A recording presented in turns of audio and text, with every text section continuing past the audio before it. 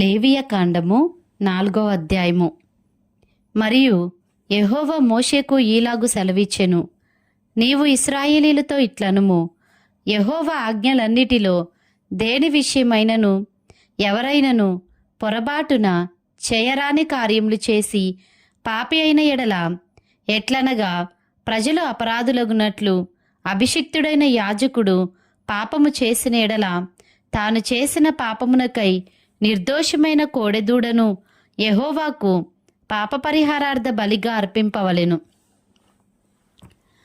అతడు ప్రత్యక్షపు గుడారము యొక్క ద్వారమునకు యెహోవా సన్నిధిని ఆ కోడెను తీసుకొని వచ్చి, కోడె తల మీద చెయ్యి ఉంచి యెహోవా సన్నిధిని కోడెను వధింపవలెను.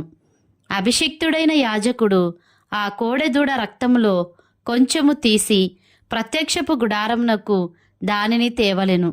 ఆ యాజకుడు ఆ రక్తములో తన వ్రేలు ముంచి పరిశుద్ధ మందిరము యొక్క అడ్డతెర ఎదుట ఆ రక్తములో కొంచెము 7 మారులు యెహోవా సన్నిధిని ప్రోక్షింపవలెను. అప్పుడు యాజకుడు ప్రత్యక్షపు గుడారములో యెహోవా సన్నిధినున్న సుగంధ ద్రవ్యముల ధూపవేదిక కొమ్ముల మీద ఆ రక్తములో కొంచెము చమిరి ప్రత్యక్షపు గుడారము యొక్క ద్వారమునొద్దనున్న దహన బలిపీఠము అడుగున ఆ కోడ యొక్క రక్తశేషమంతయు పోయవలెను. మరియు అతడు పాప పరిహారార్థ బలిరూపమైన ఆ కోడె క్రొవ్వు అంతయు దాని నుండి తీయవలెను. ఆంత్రములలోని క్రొవ్వును, ఆంత్రముల మీది క్రొవ్వంతటిని, మూత్రగ్రంథులను, వాటి మీది డొక్కల పైనున్న క్రొవ్వును, మూత్రగ్రంథుల పైనున్న కాలేజము మీది వపను సమాధాన బలియగు ఎద్దు నుండి తీసినట్లు దీని నుండి తీయవలెను. యాజకుడు దహన బలిపీఠము మీద వాటిని ధూపము వేయవలెను. ఆ కోడ యొక్క శేషమంతయు, అనగా దాని చర్మము, దాని మాంసమంతయు, దాని తల, దాని కాళ్ళు, దాని ఆంత్రములు, దాని పేడ, పాళెము వెలుపల బూడెదను పారబోయు పవిత్ర స్థలమునకు తీసుకుని పోయి అగ్నిలో కట్టెల మీద కాల్చివేయవలెను. బూడిద పారపోయు చోట దానిని కాల్చివేయవలెను. ఇశ్రాయేలీల సమాజం అంతయు పొరబాటున ఏ తప్పిదము చేసి యెహోవా ఆజ్ఞలన్నిటిలో దేనినైనను మీరి చేయరాని పని చేసి అపరాధులైన ఎడల, వారు ఆ యాజ్ఞకు విరోధముగా చేసిన ఆ పాపము తమకు తెలియబడినప్పుడు సంఘము పాప పరిహారార్థ బలిగా ఒక కోడెదూడను అర్పించి ప్రత్యక్షపు గుడారము యొక్క ద్వారమునకు దానిని తీసుకుని రావలెను. సమాజము యొక్క పెద్దలు యెహోవా సన్నిధిని ఆ కోడె మీద తమ చేతులుంచిన తరువాత యెహోవా సన్నిధిని ఆ కోడెదూడను వధింపవలెను. అభిషిక్తుడైన యాజకుడు ఆ కోడె యొక్క రక్తంలో కొంచెము ప్రత్యక్షపు గుడారంలోనికి తీసుకుని రావలెను. ఆ యాజకుడు ఆ రక్తములో తన వ్రేలు ముంచి అడ్డతెర వైపున యెహోవా సన్నిధిని 7 మారులు దాన్ని ప్రోక్షింపవలెను. మరియు అతడు దాని రక్తంలో కొంచెము ప్రత్యక్షపు గుడారములో యెహోవా సన్నిధినున్న బలిపీఠపు కొమ్ముల మీద చమిరి ప్రత్యక్షపు గుడారము యొక్క ద్వారం నొద్దనున్న దహన బలిపీఠము అడుగున ఆ రక్తశేషమంతయు పోయవలెను. మరియు అతడు దాని క్రొవ్వు అంతయు తీసి బలిపీఠం మీద దహింపవలెను. అతడు పాప పరిహారార్థ బలియగు కోడెను చేసినట్లు దీనిని చేయవలెను. అట్లే దీని చేయవలెను. యాజకుడు వారి నిమిత్తము ప్రాయశ్చిత్తము చేయగా వారికి క్షమాపణ కలుగును. ఆ కోడెను పాళెము వెలుపలికి మోసుకొని పోయి ఆ మొదటి కోడెను కాల్చినట్లు కాల్చవలెను. ఇది సంఘమునకు పాప పరిహారార్థ బలి. అధికారి పొరబాటున పాపము చేసి తన దేవుడైన యెహోవా ఆజ్ఞలన్నిటిలో దేనినైనను మీరి చేయరాని పనులు చేసి అపరాధి అయిన ఎడల, అతడు ఏ పాపము చేసి పాపి ఆయనో అది తనకు తెలియబడిన ఎడల, అతడు నిర్దోషమైన మగమేక పిల్లను అర్పణముగా తీసుకుని వచ్చి ఆ మేకపిల్ల తల మీద చెయ్యి ఉంచి దహన బలి పశువును వధించు చోట యెహోవా సన్నిధిని దానిని వధింపవలెను. ఇది పాప పరిహారార్థ బలి. యాజకుడు పాప పరిహారార్థ బలి పశు రక్తములో కొంచెము తన వ్రేలుతో తీసి దహన బలిపీఠము కొమ్ముల మీద చమిరి దాని రక్తశేషమును దహన బలిపీఠము అడుగున పోయవలెను. సమాధాన బలిపశువు యొక్క క్రొవ్వు వలె దీని క్రొవ్వంతయు బలిపీఠం మీద దహింపవలెను. అట్లు యాజకుడు అతని పాప విషయములో అతని నిమిత్తము ప్రాయశ్చిత్తము చేయగా అతనికి క్షమాపణ కలుగును. మీ దేశస్థులలో ఎవడైనను పొరబాటున పాపము చేసి చేయరాని పనుల విషయంలో యెహోవా ఆజ్ఞలలో దేనినైనను మీరి అపరాధి అయిన ఎడల, తాను చేసినది పాపమని ఒకవేళ తనకు తెలియబడిన ఎడల, తాను చేసిన పాపము విషయమై నిర్దోషమైన ఆడు మేక పిల్లను అర్పణముగా తీసుకుని వచ్చి పాప పరిహారార్థ బలి పశువు యొక్క తల మీద తన చెయ్యి ఉంచి దహన బలి పశువులను వధించు స్థలమున దానిని వధింపవలెను. యాజకుడు దాని రక్తములో కొంచెము వ్రేలుతో తీసి దహన బలిపీఠపు కొమ్ముల మీద చమిరి దాని రక్తశేషమును ఆ పీఠము అడుగున పోయవలెను. మరియు సమాధాన బలిపశువు యొక్క క్రొవ్వును తీసినట్లే దీని క్రొవ్వంతటినీ తీయవలెను. యెహోవాకు ఇంపైన సువాసనగా యాజకుడు బలిపీఠం మీద దానిని దహింపవలెను. అట్లు యాజకుడు అతని నిమిత్తము ప్రాయశ్చిత్తము చేయగా అతనికి క్షమాపణ కలుగును. ఎవడైనను పాప పరిహారార్థ బలిగా అర్పించుటకు గొర్రెను తీసుకుని వచ్చిన ఎడల, నిర్దోషమైన దాన్ని తీసుకుని వచ్చి పాప పరిహారార్థ బలియగు ఆ పశువు తల మీద చెయ్యి ఉంచి దహన బలి పశువులను వధించు చోటను పాప పరిహారార్థ బలియగు దానిని వధింపవలెను. యాజకుడు పాప పరిహారార్థ బలియగు పశువు రక్తములో కొంచెము తన వ్రేలుతో తీసి దహన బలిపీఠపు కొమ్ముల మీద చమిరి ఆ పీఠము అడుగున ఆ రక్తశేషమంతయు పోయవలెను. మరియు సమాధాన బలి పశువు యొక్క క్రొవ్వును తీసినట్లు దీని క్రొవ్వంతయు తీయవలెను. యాజకుడు యెహోవాకు అర్పించు హోమముల రీతిగా బలిపీఠం మీద వాటిని ధూపము వేయవలెను.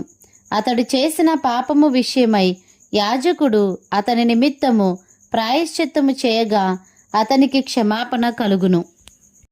లేవ్యకాండము 5వ అధ్యాయము. ఒకడు ఒట్టు పెట్టుకొనిన వాడై తాను చూచిన దాని గూర్చి గాని తనకు తెలిసిన దాని గూర్చి గాని సాక్షి అయ్యుండి దాన్ని తెలియచేయక పాపము చేసిన ఎడల అతడు తన దోష శిక్షను భరించును. మరియు నొకడు ఏ అపవిత్ర వస్తువునైనను ముట్టిన ఎడల, అది అపవిత్ర మృగ కళేబరమే గాని అపవిత్ర పశు కళేబరమే గాని అపవిత్రమైన ప్రాకెడు జంతువు కళేబరమే గాని అది అపవిత్రమని తనకు తెలియకపోయినను అతడు అపవిత్రుడై అపరాధి అగును. మనుషులకు తగులు అపవిత్రతలలో ఏదైనను ఒకనికి తెలియకుండా అంటినేడల, అనగా ఒకనికి అపవిత్రత కలిగిన ఎడల ఆ సంగతి తెలిసిన తరువాత వాడు అపరాధి అగును. మరియు కీడైనను మేలైనను మనుషులు వ్యర్థముగా ఒట్టు పెట్టుకొని చేసేదమని పలుకు మాటలలో మరి దేనినైనను యోచింపక చేసేదనని ఒకడు పెదవులతో వ్యర్థంగా ఒట్టు పెట్టుకొనిన ఎడల, అది తెలిసిన తరువాత వాడు అపరాధి అగును. కాబట్టి అతడు వాటిలో ఏ విషయం అందైనను అపరాధి అగునప్పుడు ఆ విషయం అందే తాను చేసిన పాపమును ఒప్పుకొని తాను చేసిన పాప విషయమై యెహోవా సన్నిధికి మందలో నుండి ఆడు గొర్రె పిల్లనే గాని ఆడు మేక పిల్లనే గాని పాప పరిహారార్థ బలిగా అర్పింపవలెను. అతనికి పాపక్షమాపణ కలుగునట్లు యాజకుడు అతని నిమిత్తము ప్రాయశ్చిత్తము చేయును. అతడు గొర్రెపిల్లను తేజాలని ఎడల అతడు పాపి అగునట్లు తాను చేసిన అపరాధ విషయమై 2 తెల్ల గువ్వలనే గాని 2 పావురపు పిల్లలనే గాని పాప పరిహారార్థ బలిగా ఒకదానిని దహన బలిగా ఒకదానిని యెహోవా సన్నిధికి తీసుకుని రావలెను. అతడు యాజకుని యొద్దకు వాటిని తెచ్చిన తరువాత అతడు పాప పరిహారార్థమైన దానిని మొదట నర్పించి దాని మెడ నుండి దాని తలను నులమవలెను, కాని దాని నోడ తీయకూడదు. అతడు పాప పరిహారార్థ బలిపశు రక్తములో కొంచెము బలిపీఠము ప్రక్కను ప్రోక్షింపవలెను. దాని రక్తశేషమును బలిపీఠము అడుగున పిండవలెను. అది పాప పరిహారార్థ బలి. విధి చొప్పున 2వ దానిని దహన బలిగా అర్పింపవలెను. అతడు చేసిన పాపము విషయమై యాజకుడు అతని నిమిత్తము ప్రాయశ్చిత్తము చేయగా అతనికి క్షమాపణ కలుగును. 2 తెల్ల గువ్వలైనను 2 పావురపు పిల్లలైనను తనకు దొరకని ఎడల పాపము చేసిన వాడు తూమెడు గోధుమ పిండిలో 10వ వంతును పాప పరిహారార్థ బలిరూపముగా తేవలెను. అది పాప పరిహారార్థ బలి గనుక దానిమీద నూనె పోయవలదు, సాంబ్రాణి దానిమీద ఉంచవలదు. అతడు యాజకుని యొద్దకు దానిని తెచ్చిన తరువాత యాజకుడు జ్ఞాపకార్థముగా దానిలో పిడికెడు తీసి యెహోవాకు అర్పించు హోమద్రవ్యముల రీతిగా బలిపీఠం మీద దానిని దహింపవలెను. అది పాప పరిహారార్థ బలి. పై చెప్పిన వాటిలో దేని విషయమైనను పాపము చేసిన వాని నిమిత్తము యాజకుడు ప్రాయశ్చిత్తము చేయగా అతనికి క్షమాపణ కలుగును. దాని శేషము నైవేద్య శేషము వలె యాజకుని దగును.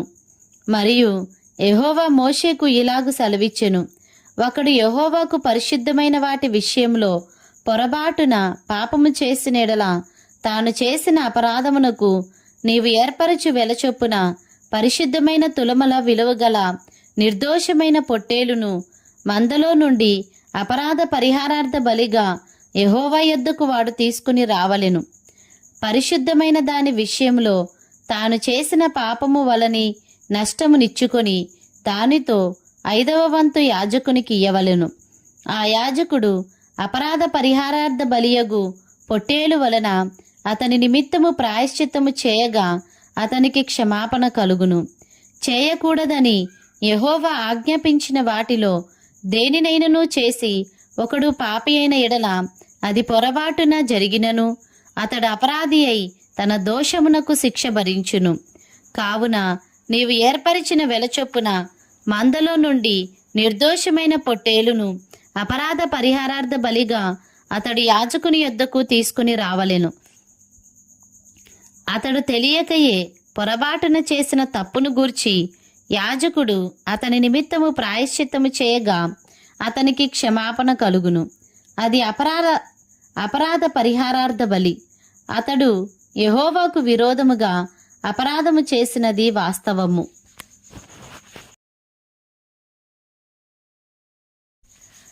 లేవ్యకాండము 6వ అధ్యాయము. మరియు యెహోవా మోషేకు ఇలాగు సెలవిచ్చెను, ఒకడు యెహోవాకు విరోధముగా ద్రోహము చేసి పాపి అయిన ఎడల, అనగా తనకు అప్పగింపబడిన దాని గూర్చియే గాని తాకట్టు ఉంచిన దాని గూర్చియే గాని దోచుకొనిన దాని గూర్చియే గాని తన పొరుగువానితో బొంకిన ఎడలనేమి, తన పొరుగువాని బలాత్కరించిన ఎడలనేమి, పోయినది తనకు దొరికినప్పుడు దాని గూర్చి బొంకిన ఎడలనేమి, మనుష్యులు వేటిని చేసి పాపులగుదురో వాటన్నిటిలో దేని విషయమైనను అబద్ధ ప్రమాణము చేసిన ఎడలనేమి, అతడు పాపము చేసి అపరాధి అగును గనుక అతడు తాను దోచుకొనిన సొమ్మును గూర్చి గాని బలాత్కారము చేతను అపహరించిన దాని గూర్చి గాని తనకు అప్పగింపబడిన దాని గూర్చి గాని పోయి తనకు దొరికిన దాని గూర్చి గాని దేని గూర్చి అయితే తాను అబద్ధ ప్రమాణము చేసెనో దానినంతయు మరలా ఇచ్చుకొనవలెను. ఆ మూలధనమునిచ్చుకొని దానిలో 5వ వంతును తాను అపరాధ పరిహారార్థ బలి అర్పించు దినమున సొత్తుదారునికి ఇచ్చుకొనవలెను. అతడు యెహోవాకు తన అపరాధ విషయంలో నీవు ఏర్పరచు వెలకు మందలో నుండి నిర్దోషమైన పొట్టేలును యాజకుని యొద్దకు తీసుకుని రావలెను. ఆ యాజకుడు యెహోవా సన్నిధిని అతని నిమిత్తము ప్రాయశ్చిత్తము చేయగా అతడు అపరాధి అగునట్లు తాను చేసిన వాటన్నిటిలో ప్రతిదాని విషయమై అతనికి క్షమాపణ కలుగును. మరియు యెహోవా మోషేకు ఇలాగు సెలవిచ్చెను, నీవు అహరోనుతోనూ అతని కుమారులతోనూ ఇట్లనుము, ఇది దహనబలిని గూర్చిన విధి. దహనబలి ద్రవ్యము ఉదయము వరకు రాత్రి అంతయు బలిపీఠం మీద దహించుచుండును. బలిపీఠము మీది అగ్ని దానిని దహించుచుండును. యాజకుడు తన సన్ననార నిలువుటంగిని తొడుగుకొని తన మానమునకు తన నారలాగును తొడుగుకొని బలిపీఠం మీద అగ్ని దహించు దహనబలి ద్రవ్యపు బూడిదను ఎత్తి బలిపీఠమునొద్ద దానిని పోసి తన వస్త్రములను తీసి వేరు వస్త్రములను ధరించుకొని పాళెము వెలుపలనున్న పవిత్ర స్థలమునకు ఆ బూడిదను తీసుకొని పోవలెను. బలిపీఠము మీది అగ్ని మండుచుండవలెను, అది ఆరిపోకూడదు. ప్రతి ఉదయమున యాజకుడు దాని మీద కట్టెలు వేసి దాని మీద దహనబలి ద్రవ్యమును ఉంచి సమాధాన బలియగు పశువు క్రొవ్వును దహింపవలెను.